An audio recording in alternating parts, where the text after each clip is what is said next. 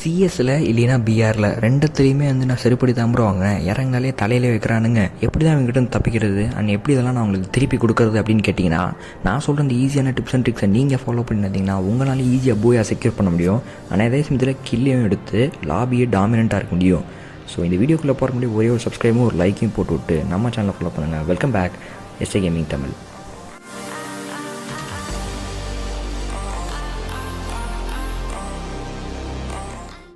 Point number 1 ரொம்ப முக்கியமான ஒரு பாயிண்ட்டு, விச் இஸ் கம்யூனிகேஷன்.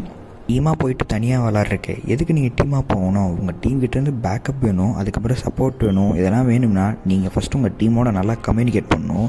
அவங்களோட கீழ் நீங்கள் எடுத்துக்கிறது, அடுத்து அவங்கள ரிவே பண்ணாமல் அவங்க லூட்டை மட்டும் எடுக்கிறது, இதெல்லாம் டெஃபினட்டாக உங்கள் டீம்மேட் எரிச்சலாகும். முடிஞ்ச அளவுக்கு கம்யூனிகேட் பண்ண பாருங்கள். அண்ட் இதுவே ஒரு பெரிய சப்போர்ட்டாக உங்கள் டீமுக்கு மாறும். ஆனால் அதையும் தாண்டி ஒரு சில விஷயங்கள்லாம் இருந்தால் கூட communication is much more important. அது இல்லைன்னா டெஃபினட்டாக ஃபெயிலியர் தான்.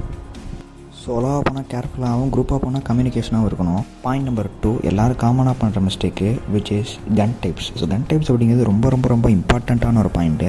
அவன் சொல்கிறான்னு சொல்லி நீங்கள் ஒரு கன் எடுத்துகிட்டு போகக்கூடாது. உங்களுக்கு என்ன கன் வருது, அதில் உங்களுக்கு என்ன ஸ்கில் இருக்குது. ஃபார் எக்ஸாம்பிள் உங்களுக்கு ஒன் டாப் வருதா, இல்லை அழுத்திப்படி வருதா, இல்லை ஸ்னைப்பர் வருதா, அப்படிலாம் பார்த்து தான் நீங்கள் கன் எடுக்கணும். அவன் சொல்கிறான்னு நீங்கள் கன் எடுத்திங்கன்னா டெஃபினட்டாக உங்கள் இண்டிபெண்டன்ஸி போயிடும். ஆனால் அது மட்டும் இல்லாமல் உங்களால் கரெக்டான கேம் பிளேயும் கொடுக்க முடியாது. ஸோ பக்காவான கேம் பிளேயை பவர்ஃபுல்லாக கொடுக்க நீங்கள் கன் டைப் அண்ட் ஸ்கில்ஸை நல்லாவே ஐடென்டிஃபை பண்ணி வச்சுக்கணும். ஸோ மோஸ்ட்லி இதில் நீங்கள் நல்லா ஸ்ட்ராங்காக இருந்தாலே உங்களால் ஈஸியாக போயாஸை செக்யூர் பண்ண முடியும். ரூல் நம்பர் 3 ரொம்ப முக்கியமானது மூமெண்ட்டு. நீங்கள் ஒரு மேப்பில் ஒரே இடத்துல உட்காந்திங்கன்னா டெஃபினட்டாக உங்களை போட்டு தள்ளுறதுக்காக பல பேர் கூட்டாக வருவானுங்க. ஒன்று ஸ்னைப்பர் போடுவான், இல்லை 4-5 பேர் ரஷ் பண்ணி சேர்ந்து வந்து போடுவான். உங்களைய எவனுக்கு கிட்டேன்னு போட்டுலாம் வந்து அடிப்பானுங்க. அந்த அளவுக்கு நீங்கள் உங்களை இறங்க விட்டுறக்கூடாது. முடிஞ்ச அளவுக்கு ஒரு மேப்பை ரிவால்வ் பண்ணிகிட்டே இருங்க. எனிமீஸ் உங்கள்கிட்ட வரவிட்டு அதுக்கப்புறம் உங்களோட பெஸ்ட்டு மூமெண்ட்ஸ்லாம் காமிச்சு அவங்களை கிட் பண்ணுங்கள். சும்மா நாச்சுக்கு உங்கள் மூமெண்ட்லாம் காமிச்சிட்டு இருந்தீங்கன்னா டெஃபினட்டாக உங்களை ஈஸியாக கொடுத்துருவான். எந்த வழியில் வேணாலும் உங்களை கொடுத்துருவான். அதனால் மூமெண்ட் அப்படிங்கிறது ரொம்ப முக்கியம். முடிஞ்ச அளவுக்கு மேப்பை ரிவால்வ் பண்ண கற்றுக்கோங்க. அண்ட் எனிமீஸ் கிட்டே வந்தால் பக்காவாக சேஃபாக மூவ்மெண்ட் பண்ண கற்றுக்கோங்க. 1v4 சுச்சுவேஷன்ஸ் அண்ட் இதை மாதிரி சுச்சுவேஷன்ஸ்லாம் நீங்கள் ஈஸியாக ஹேண்டில் பண்ணலாம். உங்களோட பெஸ்ட்டு கேம் பிளே நீங்கள் கொண்டு வரலாம். அண்ட் இதுக்கெல்லாம் மூமெண்ட்ஸ் ரொம்ப எசென்ஷியல்.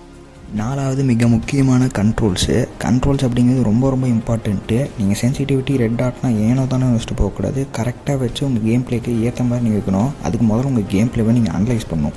ட்ரைனிங் மேட்சஸ்லாம் நல்லா இருக்கும். இதுக்கு நீங்கள் ட்ரைனிங் மேட்சஸை வச்சு உங்கள் கேம் பிளே அனலைஸ் பண்ணிட்டு அதுக்கு ஏற்ற மாதிரி சென்சிட்டிவிட்டி ரெட் டாட்லாம் வச்சுக்கோங்க. அண்ட் அதுக்கப்புறம் உங்களோட கஸ்டம் ஹட் முடிஞ்ச அளவுக்கு அதை எஃபிஷியண்ட்டாக யூஸ் பண்ண கற்றுக்கோங்க. உங்கள் க்ளூவால் பிளேஸ்மெண்ட்டு, உங்கள் ஸ்கில் பிளேஸ்மெண்ட்டு, உங்கள் ஸ்ப்ரிண்ட், உங்கள் ஜம்ப் பிளேஸ்மெண்ட்லாம் ரொம்ப முக்கியம். இதை வச்சுட்டு உங்கள் கேம் பிளேயும் சூப்பராக விளாடலாம். ஸோ அதனால் இந்த கண்ட்ரோல்ஸ் அப்படிங்கிற பாயிண்ட்டை நல்லாவே இம்ப்ரூவ் பண்ண கற்றுக்கோங்க. ரொம்பவே யூஸ்ஃபுல்லாக இருக்கும். இதுலேயே நிறைய பேர் மற்றவங்களோட ப்ரிஃபரன்ஸை பார்ப்பீங்க. அவங்க இஷ்டத்துக்கு வச்சுருப்பாங்க. அண்ட் நீங்கள் உங்களுக்கு ஏற்ற மாதிரி வச்சுக்கணும். அப்போனா தான் உங்கள் கேம் பிளே எஃபிஷியண்ட்டாக இருக்கும். கடைசியாக 5வதாக த்ரோபிள்ஸ்னால் க்ளூவால், கிரெனேடு இதெல்லாம் வந்து த்ரோபிள்ஸ் கீழே தான் வரும். ஸோ நீங்கள் த்ரோபிள்ஸ்னால் எஸ்பெஷலி க்ளூவால்லாம் நீங்கள் எப்படி யூஸ் பண்ணுறீங்கிறத பொறுத்து உங்களோட பிளேயரா இல்லையா அப்படிங்கிறதே டிட்டர்மைன் பண்ண முடியும். ஸோ நீங்கள் க்ளூவால் மட்டும் யூஸ் பண்ணிங்கன்னா எனிமிக்கிட்டேருந்து உங்களால் உங்களை ப்ரிவென்ட் பண்ணிக்க முடியாது. அதே சமயத்தில் உங்கள் டீமையே நீங்கள் லீக் பண்ணி வர மாதிரி ஆயிரும். ஸோ அது பெரிய ப்ராப்ளம் போகும். உங்கள் போயா கனவு நினைவேறாமல் போயிடும். அதனால் நீங்கள் த்ரோபிள்ஸ் லைக் க்ளூவால்ஸ், கிரெனேட்ஸ் இதெல்லாம் எஃபிஷியன்ட் யூஸ் பண்ண கற்றுக்கணும். இந்த இடத்துல நான் க்ளூவால் போடலைன்னா அவன் பாம்பு போட்டு நீங்கள் முடிச்சிருப்பான். ஸோ டெஃபினட்டாக இது எனக்கு ஒரு பெரிய ரிஸ்க் ஆகிருக்கும். அதனால் முடிஞ்ச அளவுக்கு த்ரோபிள்ஸை நீங்கள் எஃபிஷியண்ட்டாக யூஸ் பண்ண கற்றுக்கோங்க. அண்ட் அது மட்டும் இல்லாமல் இதை நீங்கள் மட்டும் பண்ணிட்டீங்கன்னா ஈஸியாக உங்களால் போயாஸை செக்யூர் பண்ணுறதுக்கு நான் கேரண்டி. இந்த வீடியோவில் நான் சொன்ன எல்லாத்தோடவும் ரொம்ப முக்கியமான ஒரு விஷயம்னா அது பொறுமை தாங்க. ஃப்ரீ ஃபயரில் உங்களுக்கு பொறுமை அப்படிங்கிறது ரொம்ப முக்கியமான ஒரு விஷயம். அது இல்லைன்னா நீங்கள் சும்மா முந்திரி கூட ரெஸ்ட் பண்ணி போனீங்கன்னா இந்த மாதிரி நெத்திலி தான் வாங்கிட்டு வருவீங்க. ஸோ அதனால் பொறுமை. எனிமையாக உங்ககிட்ட வரானா வர விட்டு அவனை அடிங்க.